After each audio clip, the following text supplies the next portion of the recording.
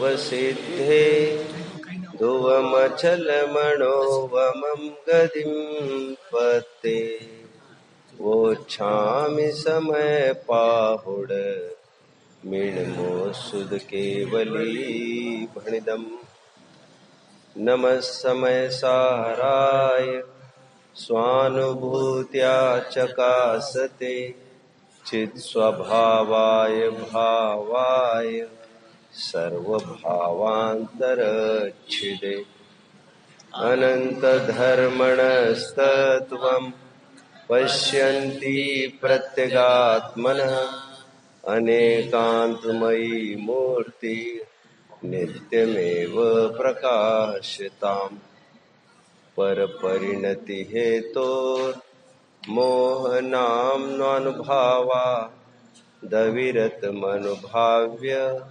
व्याप्तिकल्माशिताय मम परम विशुद्धि शुद्ध चिन्मात्रमूर्ते भवतु समय सार व्याख्यैवानुभूते।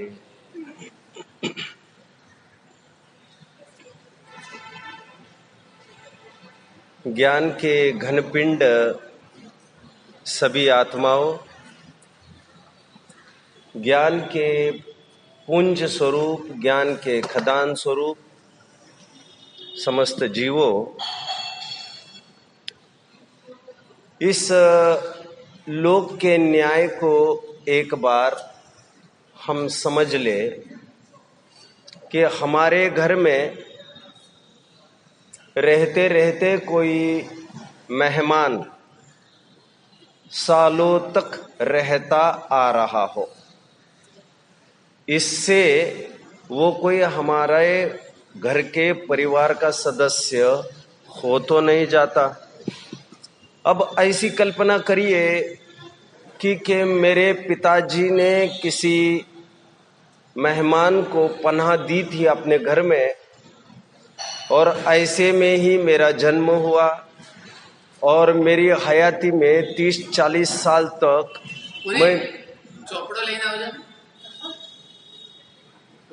मैं निरंतर उस आगंतुक मेहमान को देखता आ रहा।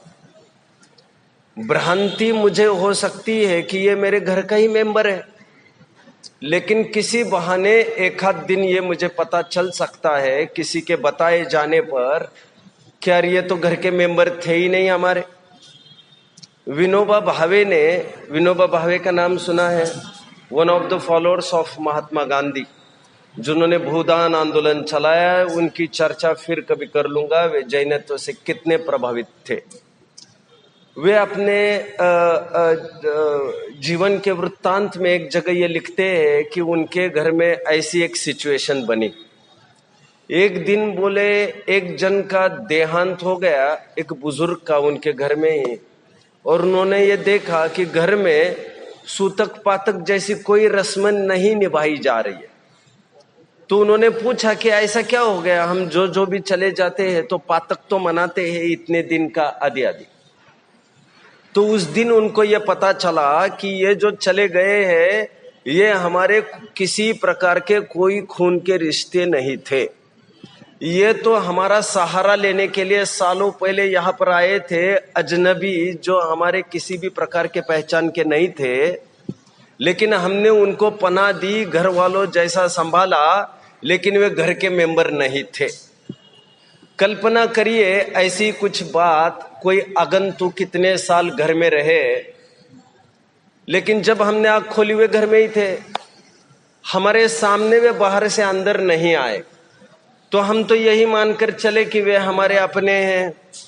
एक केस ये, सेकंड केस ऐसी भी समझ लीजिए, एक केस कि हमारे परिवार का कोई सदस्य देश विदेश में चला जाए और 10-20 साल वही रहे, 20-25 साल, लेकिन फिर भी मेरा प्रश्न है, वो घर से दूर रहने पर भी क्या वो घर का सदस्य नहीं है? ये 20-25 साल ये आगंतुक मेहमान हमारे घर में रहने पर भी क्या वे हमारे घर के सदस्य हो जाते हैं? ठीक उसी प्रकार राग द्वेष अनादिकाल से अपनी पैठ बनाए हुए हैं जीव के अभिन्न प्रदेशों में। ऐसा होने पर भी आचार्य देव उन्हें आगंतुक भाव कहते हैं। अमृतचंद्र स्वामी जी आगे इसी समय सार की टीका आत्मख्याति में उसे आगंतुक भाव कहते हैं। नहीं, एक मिनट, आगंतुक भाव तो इनको बोलते हैं। मेहमान 20 साल पहले नहीं थे, एक पल के पहले आए और 20 साल तक 40 साल तक रुके। जो पहले नहीं थे और आए उनको आगंतुक बोलते हैं। जो अनादिकाल से जिनके साथ बैठा हुआ ही है उनको आगंतुक कैसे बोला जाए? बहुत ही शानदार प्रश्न है आपका, और हूबहू ऐसा प्रश्न उसके समाधान सहित टोडरमल जी ने, पंडित टोडरमल जी ने मोक्ष मार्ग प्रकाशक के दूसरे अध्याय में प्रस्तुत किया। टोडरमल जी ये कहते जा रहे थे जीव और शरीर का संयोग है, और काल पाने पर वो अलग भी हो जाता है। शंकाकार की ये शंका थी, शंकाकार का कहना था कि भैया संयोग तो उसे कहते हैं जो पहले अलग अलग थे और फिर एक साथ आ गए। अब जीव और शरीर के बंधन को संयोग संबंध कैसे कह रहे हैं आप? टोडरमल जी कह रहे हैं अनादिकाल से होगा उनका संबंध, बट आगे चलकर वे आगे होंगे। इससे यह प्रूव हुआ कि वो संयोग संबंध है। ठीक उसी प्रकार जो आगे चलकर अलग हो सकते हैं, होते हैं, वे भी मेरे स्थायी भाव नहीं है, ये बात पक्की है। अनादि में भले ही हम चेक नहीं कर सकते, लेकिन वे अनंत काल तक तो नहीं रहेंगे, और भव्य जीवों के जीवन में वे अनंत काल तक नहीं रहेंगे। इस न्याय से भी उनका जीव के साथ अनित्य तादात्म्य संबंध ही माना जाएगा, गुणोवत नित्य तादात्म्य संबंध नहीं माना जाएगा। कल एक बहुत सुंदर बात आई थी, यहाँ पर द्रव्य कर्म और नो कर्म को भिन्न द्रव्य बताया जा रहा था। महाराज जी आपको कभी भी कुछ भी प्रश्न हो आप तो बिल्कुल पूछ सकते हैं इसको। आगंतुक भाव कहने का तात्पर्य ये नहीं है कि पहले अलग थे और फिर आकर घुस गए, क्योंकि मेहमान लगभग दुनिया में तो ऐसे ही होते हैं। लेकिन उदाहरण एक देश हुआ करते, और जो काल पाकर अलग हो जाएंगे, और आज मुझे दुखदाई सिद्ध हो रहे हमारे घर को लूट रहे हुए, तो क्या हमने आस्तीन के सांप को पनाह नहीं दी है? प्रसंग आने पर हम उनको अलग करेंगे या नहीं करेंगे? अंग्रेजों ने हमारे ऊपर राज किया, जब हमको संकट प्रतीत हुआ हमने उनको बाहर का रास्ता दिखा दिया। जब जब भी, और वे हमारे नहीं हो सकते, जो हमारे घातक है, जो पर को प्रसिद्ध करते हैं। इसलिए राग द्वेष को कथनचित भिन्न कहा, भाव कर्म को कथनचित भिन्न कहा, और ये जो इंद्रिया नाक कान आंख वाणी मन वचन काय, इनको सर्वथा पृथक भिन्न कहा। एनीवे, वैसे परंपरा की अपेक्षा से तो अनादिकाल के है राग द्वेष, बट परंपरा अपेक्षा ना विचारो। यदि आप नए उत्पन्न राग द्वेष विचारो तो अभी पैदा हुए और अभी नष्ट होंगे, वैसे तो वे सादी शांत ही माने जाएंगे। ये तो वैसे के वैसे ट्रेंड को देखकर हमने कहा यह अनादि के है, परंपरा अपेक्षा है तो ऐसा ही। और एक महत्वपूर्ण बात कहूंगा, शायद कल आपको कोई प्रश्न आया था इस संबंध में। प्रवचन सार की 108, 109, 110वीं गाथा की टीका में दो शब्दों का प्रयोग किया, भिन्न और अन्य। जो प्रदेशों से अलग है उसे भिन्न कहा। जैसे बीवी बच्चे मकान दुकान, ये पेंसिल है, ये फोन है, ये चश्मा है, ये सब अपने से भिन्न है, प्रदेशों से न्यारे हैं, ये पृथक है, भिन्न है। बट राग द्वेष प्रदेशों से तो अलग नहीं है, परंतु स्वरूप से अलग है, इसलिए इन्हें अन्य कहा। शरीर मकान दुकान भिन्न है जीव से, लेकिन राग द्वेष अन्य है। ऐसी 3 गाथा और उनकी टीकाएं आप देख सकेंगे। ये वोकेबलरी, ये टर्म्स अमृतचंद्र स्वामी जी के अपने हैं। भिन्न है और अन्य है, उसको फर्क धन्यवाद। वही तो बताया महाराज जी, अभी मैं फिर से दोहराता हूं। भिन्न उस अलगपने को कहते जिसमें प्रदेश ही अलग हो, और अन्य उस अलगपने को कहते जिसमें प्रदेश तो वही है लेकिन स्वरूपगत अंतर है। ऐसे भिन्न और अन्य का अंतर क्या? यहां पर कथनचित भिन्न जो कहा जा रहा है वो प्रवचन सार की टोन में उसे कहेंगे वे अन्य हैं मेरे से। ऐसी कल बात यहां से आई थी।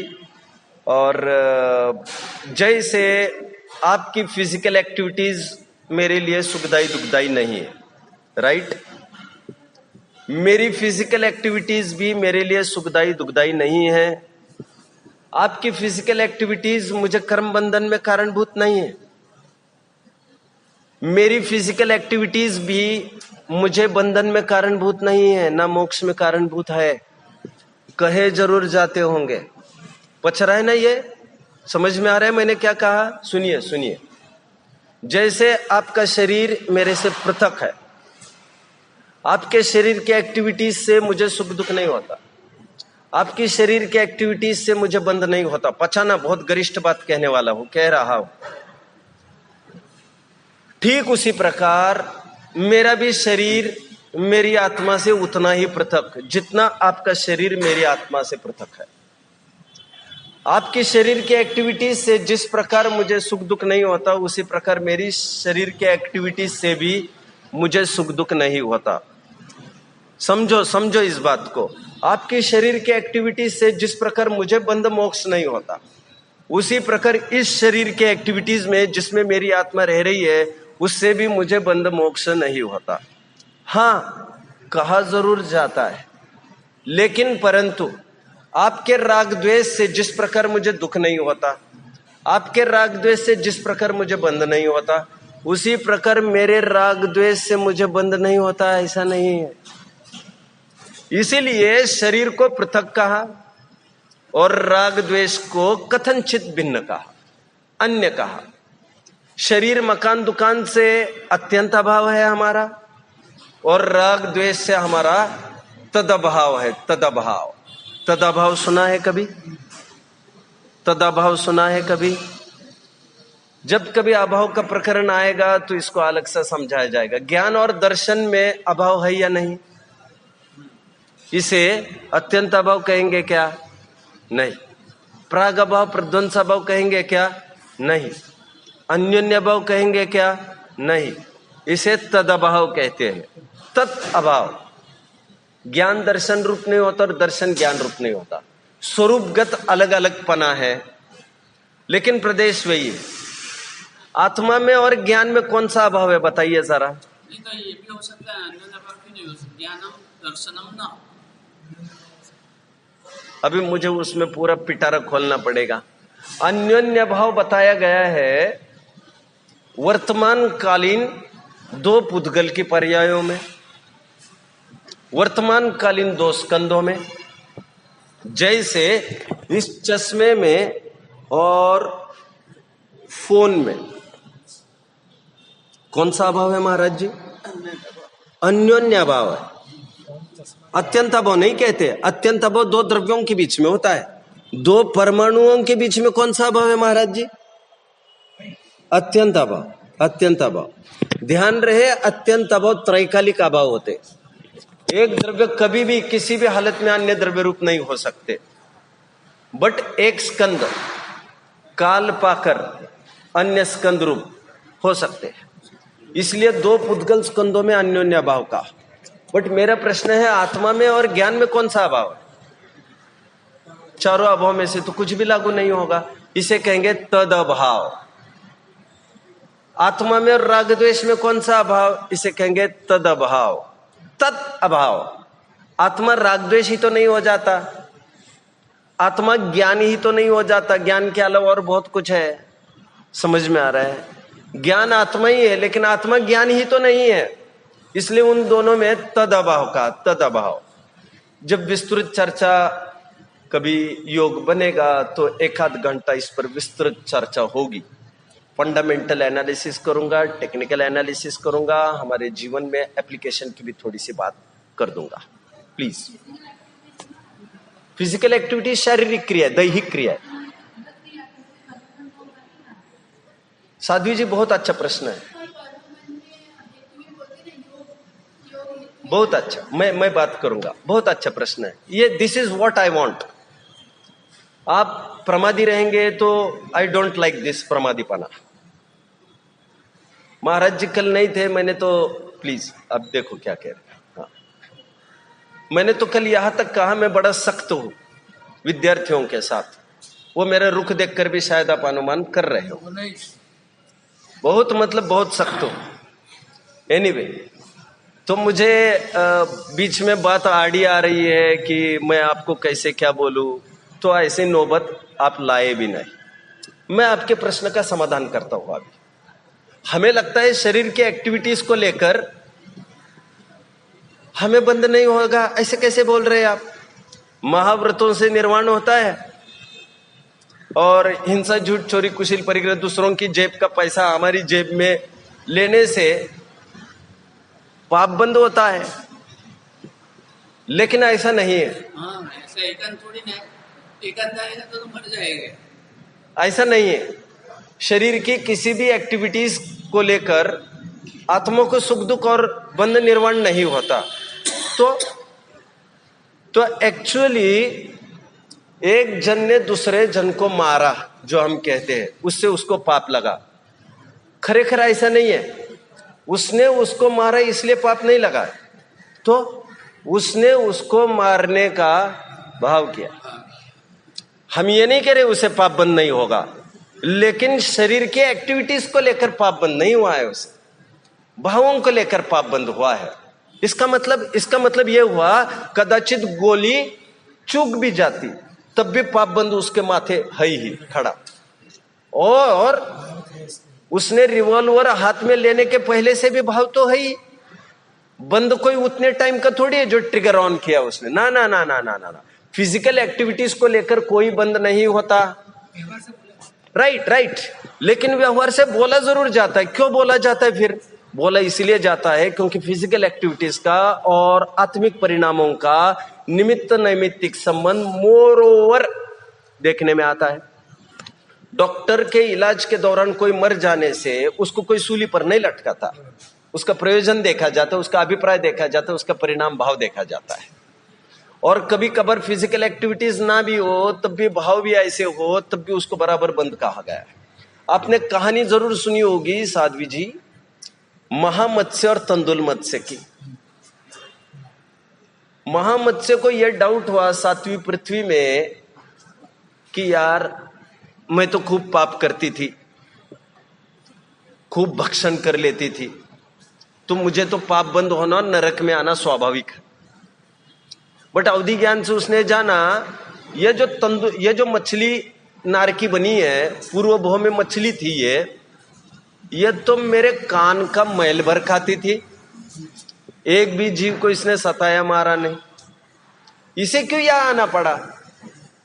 तो वो मछली का जीव, वो नारकी बोला, क्योंकि मैं ये सोचता था जब भी बड़ी मछली मुंह खोल के सोती थी उसके बीच में कितने ही प्रे मतलब भक्ष, कोई भी छोटे छोटे क्रिएचर्स आते जाते थे, तो तंदुल मत्स्य सोचता था कि कितना मूर्ख और बेवकूफ है ये महामत्स्य, सो रहा है, मैं इसके स्थान पर होता तो एक को ना छोड़ता। फिजिकल एक्टिविटीज में उसने एक को भी नहीं मारा। फिजिकल एक्टिविटीज का कोई फल नहीं होता है, वो तो पर द्रव्य की क्रिया है और एक द्रव्य की क्रिया को लेकर दूसरे द्रव्य को फल नहीं होता। जीवों को जो बंध के 5 कारण कहे, वो कौन से कारण कहे हैं? मिथ्या दर्शन, अविरति, प्रमाद, कषाय, योग। इसमें कई फिजिकल एक्टिविटीज नहीं है। योग फिजिकल। लेकिन आपका ये प्रश्न था थोड़ी देर पहले, मिथ्या दर्शन, अविरति, प्रमाद नहीं सही, कषाय नहीं सही, लेकिन योग तो फिजिकल एक्टिविटी ही है। ऐसा नहीं है, इसलिए मैं कहता हूं पढ़ना जरूरी है। योग आत्म प्रदेश के कंपन को कहते हैं। सुनिए जो मैं कह रहा हूं, मैं 2 प्रकार के योग की चर्चा करता हूं। मुझे अच्छा इसलिए लग रहा है क्योंकि आपके बेसिक कंसेप्ट्स क्लियर होना जरूरी है। जल्दी दौड़ने की ना आपको जल्दी है ना मुझे जल्दी है। अब मैं एक गाथा पढ़ाकर खाली भी हो जाता, लेकिन उससे कोई मुझे सेटिस्फेक्शन नहीं होता। योग क्या है समझ लीजिए साध्वी जी। 2 योग होते हैं, द्रव्य योग और भाव योग। द्रव्य योग की परिभाषा हमारे ग्रंथों में क्या बताई है, जरा मुझे कोई बताएंगे द्रव्य योग और भाव योग की? सॉरी, ऐसे किसी भी ग्रंथ में आपको पढ़ने नहीं मिलेगा। मूल ग्रंथों में किसी स्पीकर ने कहा हो अथवा लेटेस्ट ग्रंथों में आया हो तो मैं कुछ बोलना नहीं चाहता। भाव योग की परिभाषा आई है आत्मा के परिस्पंदन, आत्म प्रदेशों का कंपन होता है ना, परिस्पंदन, उस परिस्पंदन की शक्ति, वो है भाव योग शक्ति। एंड आत्मा का परिस्पंदन वो है भाव योग। न द्रव्य योग फिजिकल एक्टिविटी को कहते हैं, न भाव योग फिजिकल एक्टिविटी को कहते हैं। परंतु लोक में प्रचलन कैसे हो गया ऐसा, ये शुभ योग है अशुभ योग है, वो प्रचलन ऐसा हुआ मोटा मोटा अनुमान से। क्या कहा? क्योंकि स्वच्छंद प्रवृत्ति ना हो जाए, और मोटे मोटे तौर पर देखने में आता है कोई वैयावृत्ति कर रहा है, सेवा कर रहा है फिजिकल एक्टिविटीज से, तो लगभग उसका परिणाम भी उसी जाति का होता है। और लगभग आत्म प्रदेशों का जो कंपन है मन वचन काय के निमित्त से जो हो रहा है, लगभग वो उसी जाति का होता है। इसलिए मोर ओवर कनेक्टिविटी देखकर बोला जाता है। बट मैं और एक बार आपको रहस्य की एक नई बात बताकर फिर से आपकी आंखें खोल देना चाहता हूं। महाराज जी कोई बोल रहा है और उस समय में वचन, कौन सा योग होना चाहिए? चलो मुझे बहुत टाइम लगेगा पूछने में और फिर बताने में, मैं सीधा बता देता हूं। यह हमारी भ्रांति है बड़ी। बोलते समय वचन योग होता है, ऐसा नहीं। मौन रहते समय वचन योग नहीं होता है, ऐसा नहीं, ऐसा नहीं। बाहर से कोई ये तय ही नहीं कर सकता कौन सा योग चल रहा है 15 योगों में से। और आप जानते होंगे 15 योगों में से एक समय में एक ही योग होता है महाराज जी। 4 मन योग कहे, 4 वचन योग कहे और 7 काय योग कहे, हा या ना? 7 काय योग कौन से है महाराज जी?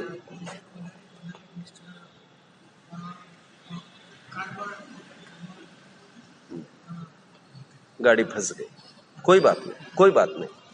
आज नहीं सही कल सही, हम तत्व ज्ञान करेंगे। करना है हमें, ज्ञान तो करना है। जिन वचन के अलावा हमारी बुद्धि कहीं नहीं जानी चाहिए। हाँ, औदरिक औदरिक मिश्र, वैक्रिक वैक्रिक मिश्र, आहरक आहरक मिश्र। अब मैं कार्बन का योग, अब मैं ये नहीं पूछूंगा वैक्रिक मिश्र किसे कहते, मैं ज्यादा उलझना नहीं चाहता।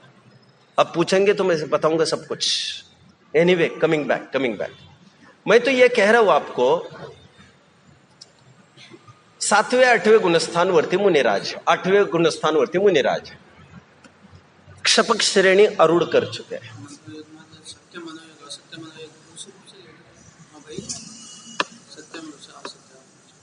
सत्य मनोयो, अभी मैं उसमें उलझना नहीं चाहता। वेद प्रवेद में उसमें कोई दिक्कत नहीं है। मैं आपको सीधा ये कह रहा हूं कि 8वें गुणस्थानवरती मुनिराज, हा या ना? कल्पना कर सकते हैं ना? शुक्ल ध्यान कर रहे हैं, पहला पाया शुक्ल ध्यान का। मैंने वहां पर भी महाराज जी को यह कहा था, हेम नीलय जी महाराज जी को, मैंने शायद यह कहा नहीं कहा, तत्व सूत्र का अध्ययन आपको अच्छे से होना चाहिए। संगस्त सभी मुनियों, उसके बिना हम बहुत चर्चा नहीं कर सकते। तत्व सूत्र हमारा हार्ट है। समय सार में भी कठिनाई होती है पढ़ने पढ़ाने में, खासी। एनीवे, मुझे ज्यादा आनंद यहां आ रहा है, ये मैं बेहिचक कह रहा हूं आपको। मेरा प्रश्न है आपको, 8वें गुणस्थानवर्ती मुनिराज है जो शुक्ल ध्यान के पहले पाए में है। पृथक तो वितर्क जो भी कुछ होगा, और क्षपक श्रेणी पर आरूढ़ है। हो तो उपशम श्रेणी भी शक्ति थी, मैं तो उदाहरण दे रहा हूं ना। उस समय में वे बोलते हैं क्या मुनिराज? प्रश्न है मेरा। 9वें गुणस्थान में बोलता है क्या कोई? प्रश्न है, कुछ तो बोलिए। 9वें गुणस्थान में मुनि बोलता है क्या? बोलते 10वें 11वें में? बोल सकते हैं, ज्ञान है तो बोलेगा। और सुनिए, नहीं, वो शुद्धोपयोग की दशा है, निर्विकल्प। ध्यान में चढ़ेगा माणस, हाँ। तो कैसे बोलेगा? एम क्यों ध्यान में अरे वो अब क्या बात करें, सुनिए ना ना ना ना, निरीटोनी क्रिया है। शरीर के वचन की क्रिया कभी नहीं होगी। अरे शुद्ध उपयोग, उपयोग आत्मा का, आत्मा में है उनका उपयोग, बहिर्मुख थोड़ी है। शुद्धोपयोग में आरूढ़ मुनिराज के कोई छेदन भी करे, हाथ आकर टुकड़े भी करे, उनको उसका वेदन नहीं होगा। उनको क्या बाहर चल रही है उसका उस समय में वेदन नहीं होगा जी। मैं तो आपको यह कह रहा हूं, फिर भी 12वें गुणस्थान तक असत्य वचन योग कहा है या नहीं कहा? हा या ना?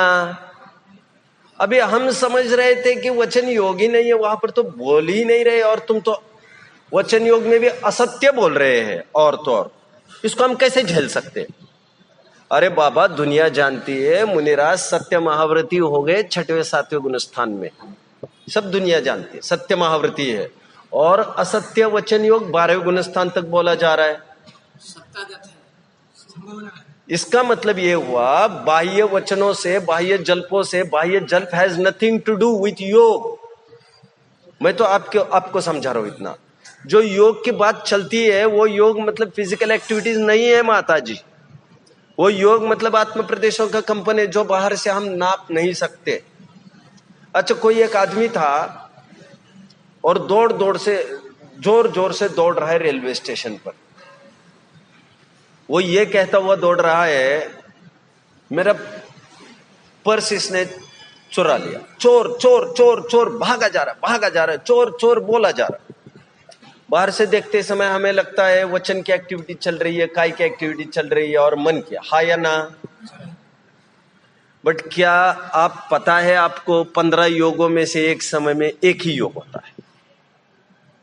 हाँ, ये नियम है। 2 योग होते ही नहीं, 15 योग में से एक ही योग होता है एक समय में। और आप ये धड़ल्ले से बोल रहे तीनों एक्टिविटी साथ चल रही है या नहीं? और मैंने अभी कहा मौन है, मौन, और वचन योग चल रहा है, और बोल रहा है और वचन योग नहीं चल रहा है। कुछ भी हो सकता है। खैर, निष्कर्ष की बात में फिर से दोहरा दूं, बंद शरीर के एक्टिविटी से नहीं होता जी। तत्वार सूत्र के 8वें अध्याय का पहला सूत्र है, मिथ्या दर्शन विरति प्रमाद कषा योग बंद हेतवा, ऐसा सूत्र है या नहीं? तब तो हमें कोई दिक्कत नहीं हुई पढ़ते समय, और हम धड़ल्ले से अभी ये कह रहे शरीर ऐसा कैसे होगा, ऐसे कैसे होगा। अरे भैया, ऐसा ही है, आत्मिक परिणामों से ही बंद होता है, शरीर की एक्टिविटी से नहीं होता है। तो बोला जाएगा। चरणान योग की यही शैली है, व्यवहार नए का प्रयोग व्यवहार में, व्यवहार नए का ही प्रयोग होता है। समझ में आ रहा होगा, ज्यादा बोलने की जरूरत नहीं। भावयोग का हमने अर्थ किया आत्मा बाकी के जन क्यों नहीं आ रहे हैं? ठीक ठीक ठीक ठीक, आत्मा प्रदेश बाकी के जन क्यों नहीं आ रहे हैं? तो एक आत्मा जो बाहर से आए, अच्छा अच्छा अच्छा, वो यहाँ के अपने ठीक ठीक ठीक है, ठीक है ठीक है, प्लीज। आत्मा प्रदेश के परिस्पंदन की शक्ति का राइट, द्रव्य कंपन, परिस्पंदन, दैट इज द्रव्य योग। काय का परिस्पंदन, हाँ, आत्म प्रदेशों का परिस्पंदन महाराज जी, शक्ति वो भाव होगा परिस्पंदन। जो 13वें गुण स्थान में होता है। 13वें गुण स्थान में तो क्या आत्मा प्रदेश का परिस्पंदन वो द्रव्य योग है, नहीं, हाँ, द्रव्य योग।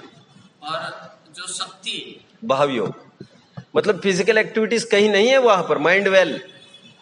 हाँ, लेकिन उपचार से बोला जाता है लोक में, तो मैं बोलने में कोई मना ही नहीं कर रहा हूं, बोला जाता है, बट ऐसा नहीं है।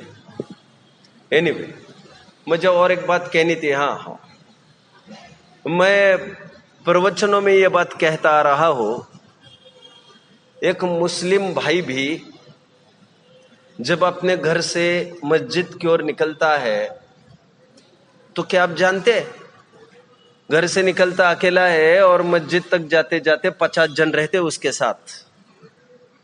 आपने गौर नहीं किया शायद।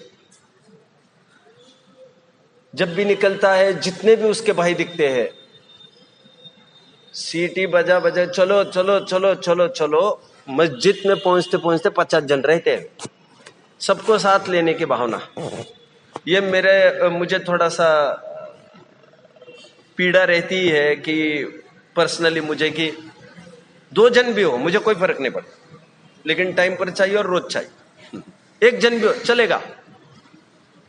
तो इसीलिए मैंने अभी पूछा, यदि शक्ति हो तो सबको आना चाहिए, सामर्थ्य योग्यता हो, कोई दिक्कत समस्या नहीं हो तो सबको बराबर टाइम पर आना चाहिए। ओके, ठीक है, मैं आगे बढ़ता हूँ। नहीं, एक मिनट, फिर से आत्म प्रदेश का परिस्पंदन वो द्रव्य योग है, राइट, और आत्म प्रदेश का परिस्पंदन की योग्यता, लायकात, शक्ति, सामर्थ्य, वो भाव योग। ये तो सामर्थ्य तो सिद्धों के अंदर तो है ही नहीं, परिस्पंदन तो होता ही नहीं है, बराबर। तो द्रव्य योग और भाव योग नहीं है, इसलिए अयोगी बोलते हैं। तो अयोगी तो सिद्ध क्यों 14वें गुणस्थानवरती, गुणस्थानक में भी अयोगी बोलते हैं, बराबर। लेकिन हर एक समय की पर्याय अलग अलग भिन्न भिन्न आती है, और भिन्न भिन्न के रूप में जो उनका दर्शन और ज्ञान जो हो रहा है, तो एक एक समय की पर्याय की भिन्नता की वजह से ये परिस्पंदन नहीं होगा। आत्म प्रदेश का परिस्पंदन नहीं माना जाए, नहीं होता। 13वें गुणस्थान तक ही योग माना गया है। जो कि परिस्पंदन होना मतलब अंदर में कुछ। अच्छा, मेरे विषय तो नहीं है, लेकिन महाराज जी ने छेड़ दिया तो और एक प्रश्न पूछो आपको। धन्य तेरस के दिन या धन तेरस के दिन क्या हुआ था महावीर को? क्या हुआ था महाराज जी महावीर को? कुछ तो बोलिए। अरे हाँ, कुछ तो बोलिए, क्या हुआ था साध्वी जी? अच्छा नहीं है ना, अच्छे नहीं है, स्वास्थ्य अच्छा नहीं है। अमावस्या के दिन क्या हुआ? बस। तेरस के दिन क्या हुआ? जो चल रहा था वो चल रहा है। तेरस के दिन योग निरोध हुआ था। क्या हुआ था? इतने टाइम तक योग निरोध तेरस तक लेकर जा रहे हैं। उसी के लिए बता रहा हूं मैं, उसी के लिए सब बता रहा हूं। बेसिक कंसेप्ट हमें क्लियर होने चाहिए।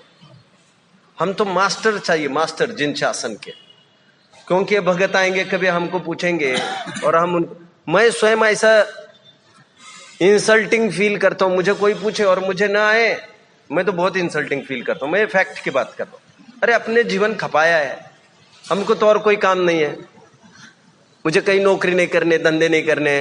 लोग 10-10 घंटे काम कर करके परेशान हो रहे, पसीना बहा रहे, गाली भी खा रहे। एनीवे, आज तेरस के दिन हुआ था योग निरोध।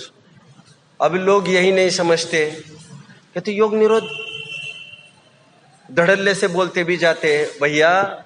और हम सब जानते हैं 14वें गुणस्थान का काल अत्यल्प बताया गया है। 5 रस्वाक्षरों का मंद स्वर में उच्चारण मात्र बताया है। मतलब मैं उसको 1 मिनट भी कहूं तो मैं मतलब दिक्कत खड़ी हो जाएगी, इतना अत्यल्प काल है। अंतर्मुहूर्त से तो ज्यादा तो था ही नहीं वो। और तुम कह रहे योग निरोध, तो योग निरोध बताया भी है उनका, ऐसा नहीं कि झूठी बात चल रही है। फैक्ट क्या है? फैक्ट ये है, अयोग दशा की बात नहीं कर रहे, वे योग निरोध की बात कर रहे। योग निरोध शब्द तो सुना होगा ना, धन तेरस के दिन, धन्य तेरस के दिन या ध्यान तेरस के दिन, जो भी कोई कुछ कहता हो, मैं उलझना नहीं चाहता। उस दिन योग निरोध हुआ था जी, महावीर का योग निरोध।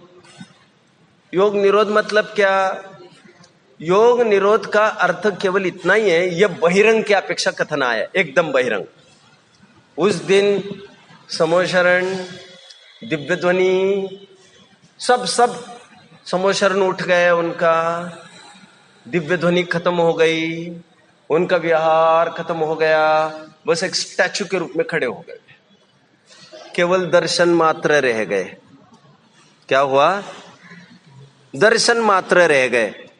और वो स्थिति चली 2 दिन, खड़े ही थे वे, क्योंकि अशरीरी तो अभी होंगे नहीं, वो तो अमावस्या की प्रातः होंगे, रिजुकला नदी के पास, साफ उल्लेख है ना सब। ये आपके वहाँ पर वो रुजुवालों का नदी कहाँ पर मानी गई? मगध के आसपास ही कहीं मानना चाहिए, ग्रंथों में है लिखा, फिर मैं आपको बता सकूंगा। दरअसल मैंने श्वेतंबर दिगंबर दोनों साहित्य पढ़े हैं इस संबंध में, और उसी को लेकर मैं बात कर रहा हूं। और आपको बहुत एग्जैक्ट डिटेल्स चाहिए तो मैं और बता दूंगा, बट माना तो मगध ही जाएगा, पावापुरी के आसपास का एरिया माना जाएगा। एनीवे चलो, मैं आपको योग की थोड़ी सी बात कह गया। प्रसंग सापेक्ष मैंने योग निरोध की भी चर्चा कर ली। योग निरोध व अयोग दशा नहीं। चलिए, अब मुझे मेरा प्रकरण पढ़ना है। आज मुझे तीसरा कलश पूरा भी करना है। फिर आप पूछ रहे रामायण पूरी हो गई, आप पूछे राम की सीता कौन थी। योग निरोध का क्या अर्थ बताए महाराज जी? क्या लेना है? अरे क्या हो रहा है? योग निरोध का अर्थ क्या कहा मैंने? वचन बंद, वचन दिव्य ध्वनि बंद, हलन चलन बंद, इसे कहते योग निरोध। मतलब शरीर की और मन की चेष्टा खत्म, इसे कहते योग निरोध। मैं यही कहना चाह रहा था, इसे कहते हैं औपचारिक कथन और ग्रंथों में आए, लेकिन अयोग दशा तो अभी बहुत आगे है। आत्म प्रदेशों के स्पंदन का वहां लेना देना नहीं है, लेकिन बाह्य एक्टिविटीज पर भी आरोप आता है, ये मैं कहना चाह रहा था आपको। आप समझ रहे हैं मेरी बात को सभी? हाँ या ना? हाँ, वचन भी बंद हो गए। हाँ, जो लास्ट में देखना चाहिए, लास्ट में देशना चली, इसके बाद देशना कहा चली, क्योंकि आप क्या मानते हैं? मुझे बोलो, खुलकर बोलो। इसमें क्या है कि 16 प्रहर की देशना चलती है, और आज दीपावली के दिन वो अंतिम 16 प्रहर की देशना जब परमात्मा देते हैं दीपावली के। मतलब आप ये मानते हैं मुक्त होने तक देशना चलती रही? हाँ, इसलिए परमात्मा जब तक निर्वाण नहीं पाए तब तक देशना चालू थी, और अंत में ऐसा नहीं, उत्तराखंड जो मानते हैं, आई एम क्यूरियस। आप दूसरी बात बोल गए। उत्तराध्ययन देशना का सार है, इतना तो मैं समझ रहा हूँ। नहीं, वो टाइम 48 आवर जो देशना दी, ये जो नहीं, मुझे आई एम क्यूरियस टू, कोई ग्रंथ का उल्लेख मैं देखने के लिए आतुर हूं, तो मुझे दिखाया जाए तो मेरे लिए अच्छा रहेगा वो। काट देंगे। ठीक है, ठीक है। चलिए, coming to the topic now. But योग निरोध तो सुना ही था आपने। योग निरोध वर्ड सुना था पहले कभी? तो योग निरोध किस अर्थ में सुना है आपने? मेरा प्रश्न है आपको। योग का अभाव ऐसा समझ। एक मिनट, योग निरोध ये शब्द आपके ग्रंथों में मुझे देखने का मैं बड़ा इच्छुक हूं।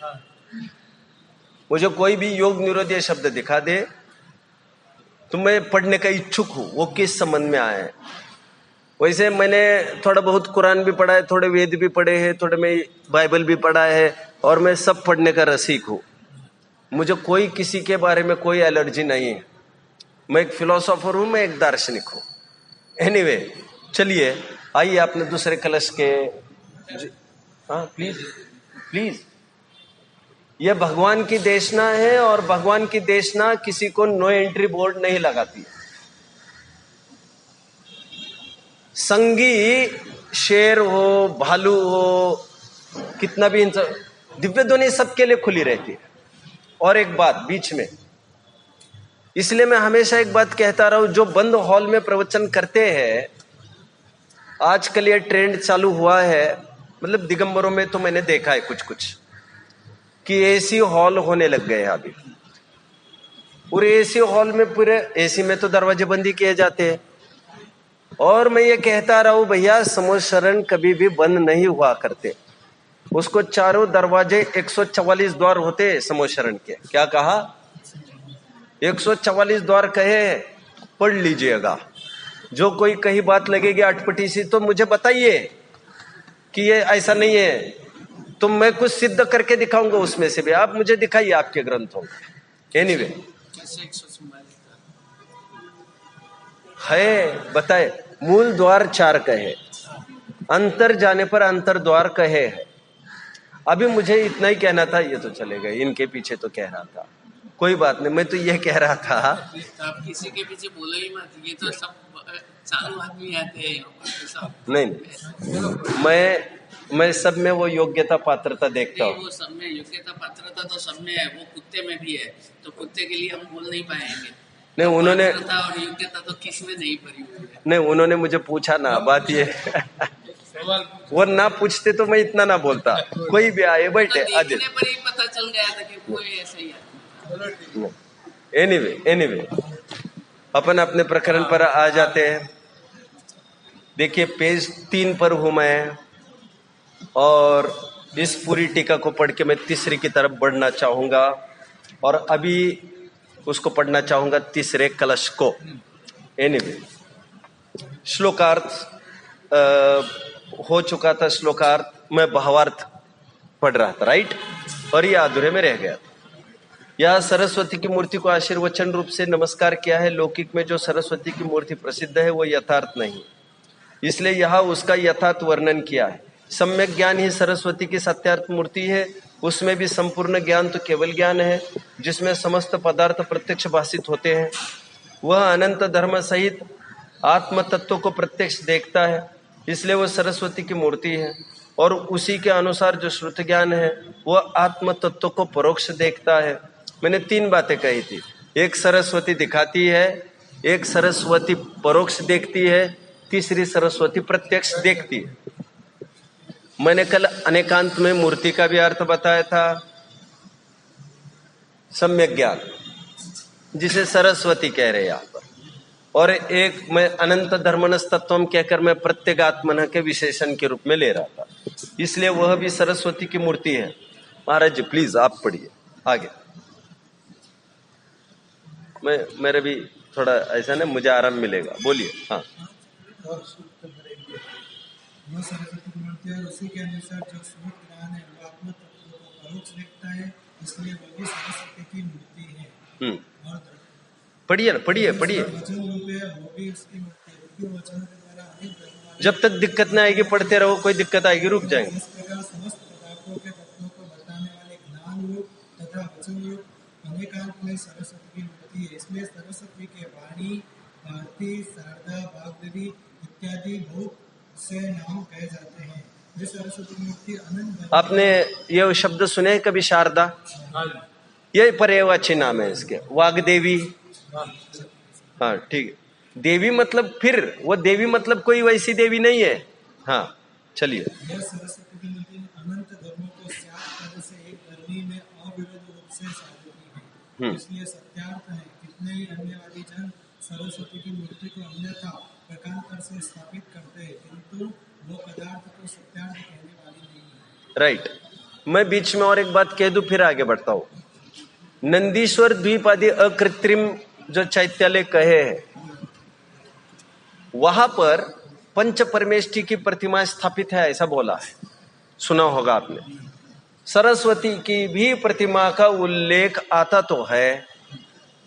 अब वो प्रतिमा किस फॉर्म में होगी, क्या होगी, मैं ये कुछ नहीं कह सकता, बट जाते जाते मुझे कहना जरूरी लगा कि ऐसा है। चलिए आगे पढ़िए। प्रश्न करता है कि आत्मा को अनंत धर्म वाला का है, तो इसमें अनंत। ये महाराज जी ने ये लाइन पढ़ी थी क्या कल? पहले ये पहले पढ़ के आते हैं आपकी? नहीं, ऐसा नहीं था कल। जो आपने परसों मुझे एक प्रश्न पूछा कि आप अनंत अनंत कहते हो, कुछ तो धर्म बताइए आप। ओके, अभी वो जो प्रश्न उत्पन्न हुआ है महाराज जी का, कितना प्रासंगिक प्रश्न था। महाराज जी सहजतम पूछ गए, भाई आप आनंद आनंद कहते हो, कुछ तो दिखाओ। तो मैं भी चौंक गया। यहां पर भी ऐसी ही बात ली है। यहां कोई प्रश्न करता है आत्मा को अनंत धर्म वाला कहा, सो उसमें वे अनंत धर्म कौन कौन से है? आप समझ रहे महाराज जी? वही आप नहीं देख रहे क्या उसे? Last line. हाँ, तो देखिए, तो उसका उत्तर देते, प्लीज पढ़िए प्लीज। वस्तुत्व, प्रणयत्व, घटसत्व, चेतनत्व, अचेतनत्व, मूर्तिकत्व, अमूर्तिकत्व इत्यादि गुण इसमें जो सामान्य गुण हमने देखे थे 3 तो आ गए इसमें। हाँ, उन तीनों गुणों का तीनों कालों में समय समयवर्ती मूर्तिकत्व कैसे बता दिया यहाँ पर? क्योंकि वस्तु की बात चल रही है अभी, आत्मा की नहीं, वस्तु की बात कर रहे हैं। हाँ, परिणाम होना पर्याय है जो कि अनंत है और वस्तु में एकत्व, अनित्यत्व, नित्यत्व, अनित्यत्व, वेदत्व, अवेदत्व, शुद्धत्व, सिद्धत्व इत्यादि अनेक धर्म हैं। शुद्धत्व अशुद्धत्व क्या है?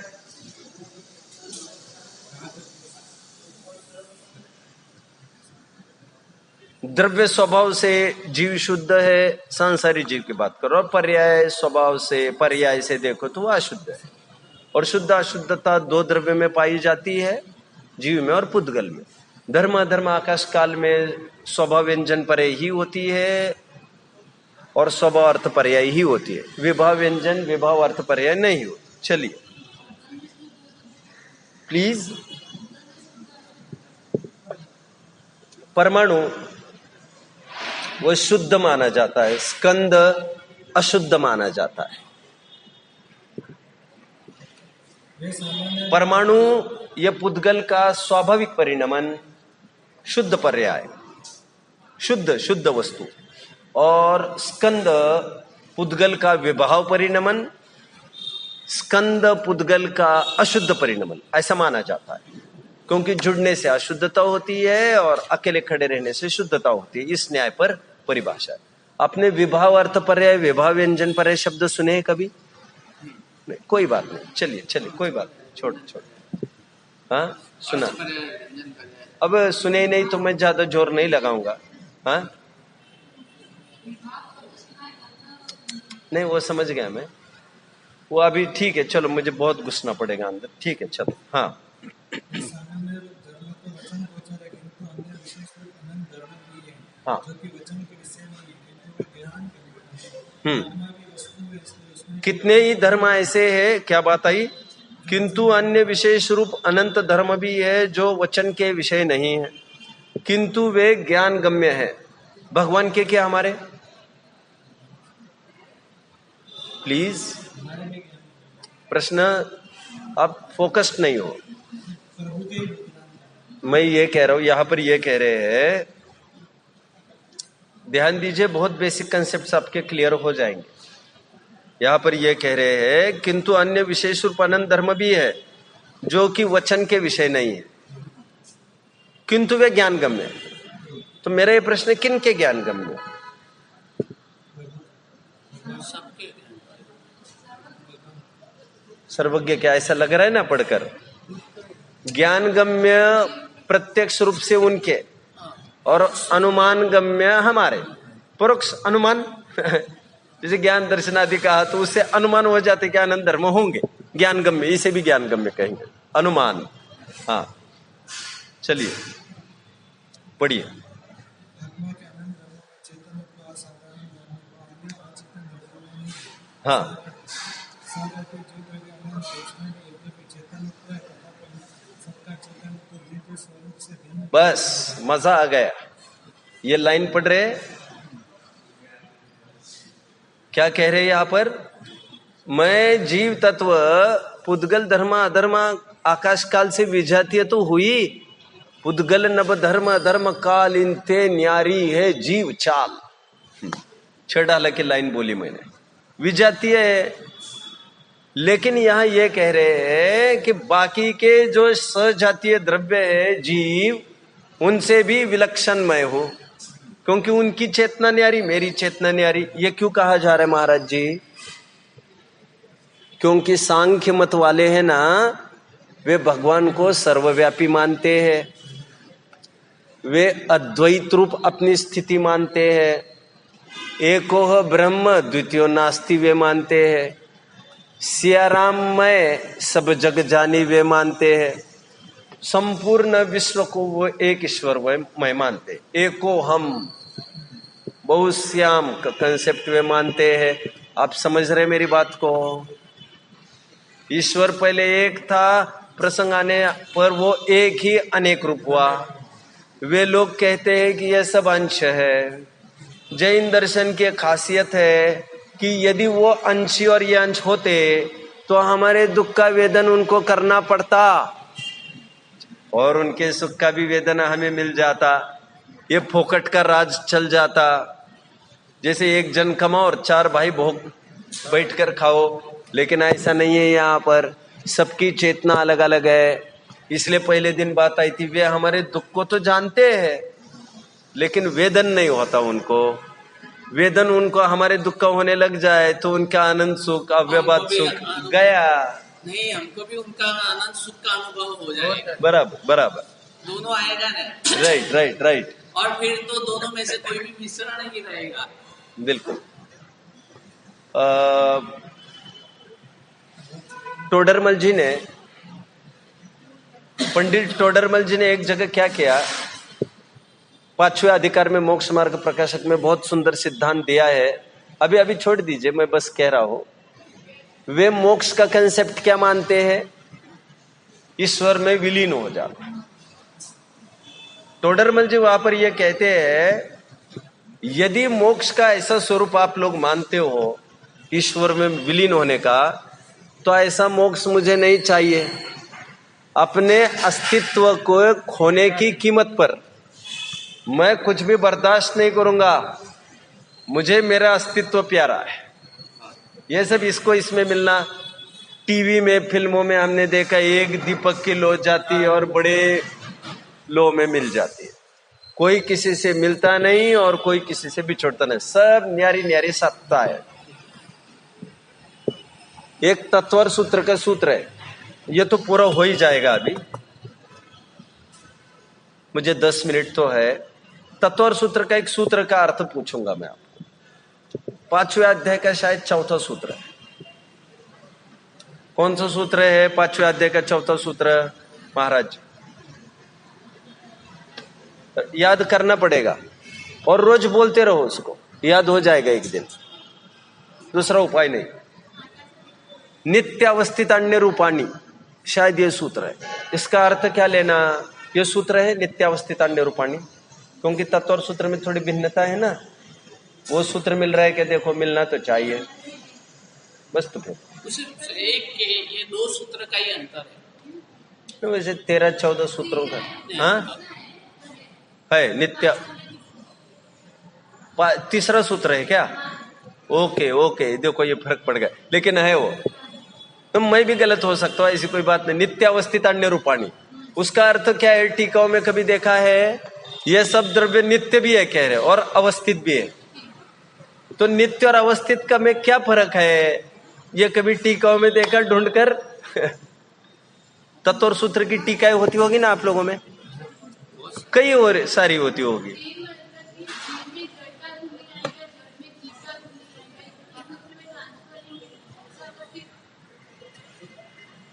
आपका कहना ठीक है। नित्य का अर्थ तो अनादि निधन, बट अवस्थित कहकर यह कहा संख्या में जितने हैं वे उतने ही बने रहेंगे। वे कोई किसी रूप हो नहीं जाएगा कभी। तो नित्य को पुष्ट करने के लिए अवस्थित भी एक डाल दिया। अनंत सत्ता की मैं बात करना चाह रहा था, उस प्रसंग में मैंने ये बात बता दी। गो पढ़िए। क्योंकि प्रत्येक द्रव्य के प्रदेश भी होने से वो किसी का किसी में नहीं होता। हाँ, वो चेतन तो अपने आनंद में व्यापक है, इसलिए उसे आत्मा का तत्व कहा। आत्मा के प्रदेश शरीर में जा मिलते हैं क्या कभी? शरीर के प्रदेश आत्मा में मिलेंगे कभी नहीं। बराबर, आगे पढ़िए। हाँ। सरस्वती की मूर्ति दिखती है, झुकती है और दिखाती है। इस प्रकार इसके द्वारा सदा प्रारंभ करना होता है। इसलिए यहाँ सदा प्रकाशन रूप हो, इस प्रकार उसके प्रति आशीर्वाद को वचन कहा।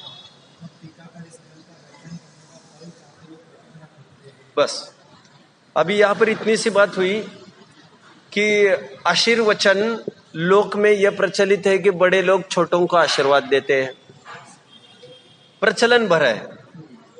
बट आशीर्वचन तो कोई भी किसी को भी शुभेच्छा दे सकता है। यहाँ पर तो जिनवानी के प्रति भी आशीर्वचन दिया है। जयचंद जी ऐसे शब्द का प्रयोग करते। और आशीर्वचन मतलब क्या दिया है? नित्यमेव प्रकाशताम, सदा काल के लिए जिनवानी प्रसारित होती रहे, दुखियारों का दुख मिटाती रहे। ये दूसरा कलश हुआ, तीसरा कलश बस पढ़ेंगे और बस करेंगे और 11 बजे सभी इकट्ठा होंगे यहाँ। 11 बजे कोई दिक्कत, 11 से 12 एक सेशन ले लेंगे और अभी केवल तीसरा कलश पढ़ के ऑफ करेंगे। पर परिणति है तोर मोहनाम अनुभावा दविरत मनुभाव्य व्याप्ति कल्माशिताया मम परम विशुद्धि शुद्ध चिन्ह